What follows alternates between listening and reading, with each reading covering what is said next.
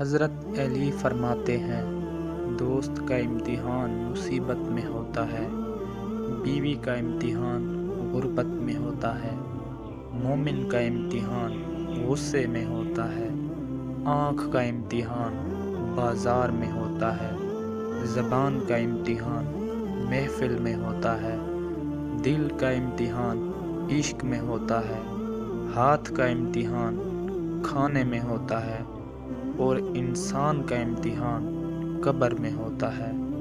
اللہ پاک سے دعا ہے کہ ہمیں قبر کے امتحان کی کامیابی عطا فرمائے، آمین۔ 9 باتیں جو زندگی میں بہت فائدہ مند ہیں۔ اگر خوشی چاہتے ہو تو وقت پر عبادت کرو۔ اگر چہرے پر رونق بنانا چاہتے ہو تو نماز تہجد پڑھو۔ اگر سکون چاہتے ہو تو قرآن پڑھو۔